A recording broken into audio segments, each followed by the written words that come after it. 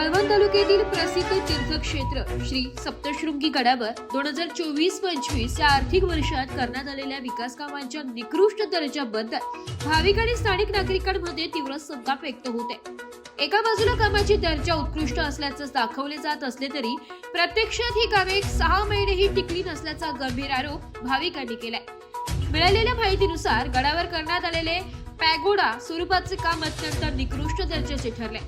हे काम पूर्ण होऊन 6 महिनेही झाले नाहीत आणि त्याची दुरवस्था सुरू झाली आहे। यावरून कामात वापरण्यात आलेल्या साहित्याचा दर्जा किती हलका असेल हे स्पष्ट होत आहे, अशी प्रतिक्रिया एका भाविकाने व्यक्त केली आहे। वन विभागाच्या हद्दीतील कामातही अनास्था केवळ पॅगोड्याचे कामच नव्हे तर गडावरील वन विभागाच्या हद्दीत बसवण्यात आलेल्या गट्टू पेव्हरच्या कामावरही मोठे प्रश्नचिन्ह उभे राहिले। हे गट्टूचे काम अतिशय लांब अंतर अशा पद्धतीने आणि अत्यंत निष्काळजीपणाने करण्यात आले असून त्यात कोणतीही सुसूत्रता किंवा गुणवत्ता आढळत नाहीये।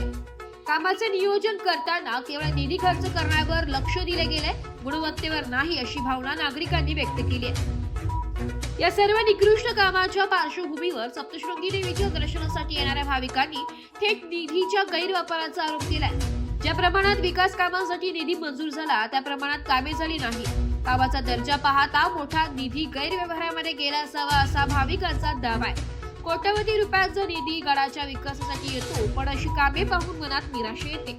संबंधित कंत्राटदार आणि अधिकारी यांनी संगनमत करून भाविकांच्या श्रद्धेच्या ठिकाणी केवळ पैशाची लूट केली आहे। याची उच्चस्तरीय चौकशी व्हावी अशी मागणी स्थानिक आणि भाविक जोरकसपणे करीत आहेत। या संपूर्ण प्रकरणावर संबंधित विभागाचे अधिकारी कोणती भूमिका घेतात आणि या निकृष्ट कामाची चौकशी होणार का याकडे आता सर्वांचं लक्ष लागलंय। मराठी न्यूज साठी तालुका प्रतिनिधी लक्ष्मण बागुल, कळवण।